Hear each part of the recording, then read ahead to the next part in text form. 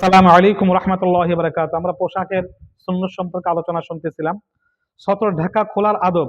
১ নম্বর, পেশাব পায়খানা এবং সহবাসের জরুরত ব্যতীত কখনো নির্জনেও উলঙ্গ হবে না। ফেরেশতা এবং আল্লাহ তাআলার থেকে শরম করা উচিত। মানে এদের মধ্যে তাকওয়া।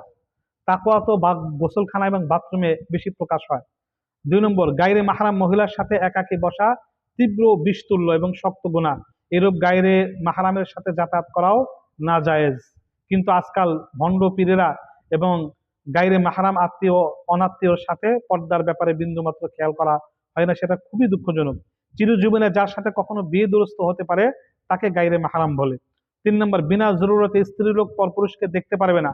সাধারণত স্ত্রীলোক এই মাসআলার উপর আমল করে না, বরং উকি মেরে বেড়ার ফাঁক দিয়ে দেখে। এটা অতি খারাপ অভ্যাস, মোটেও উচিত না। ৪ নম্বর, দুধের কারণে যে আত্মীয়তা হয় তাতে সব জায়গায় খুব এহতিয়াত বা সতর্কতা অবলম্বন করা দরকার।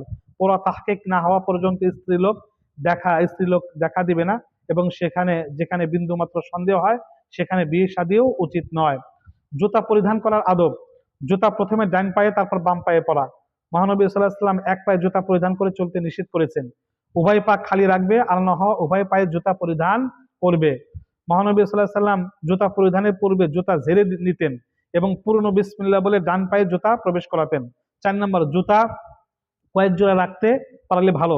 ৫ নম্বর, জুতা পায়ে দিতে যদি হাত লাগানোর প্রয়োজন হয় তবে দাঁড়িয়ে পায়ে দিবে না, বরং বসে পায়ে দেওয়া উত্তম। জুতা বসে পরা উত্তম, দাঁড়িয়ে পায়ে দেওয়া উত্তম নয়। ৬ নম্বর, যেখানে জুতা চুরি হওয়ার ভয় আছে সেখানে জুতা পরিষ্কার করে তলিতে তলি মিলিয়ে রুমালে পেঁচিয়ে বা জুতার ব্যাগে ঢুকিয়ে নিজের কাছে রাখবে, অর্থাৎ নিজে হেফাজত রাখা। ৭ নম্বর, জুতা খোলার সময় প্রথমে বাম পা থেকে তারপর ডান পা খুলবে।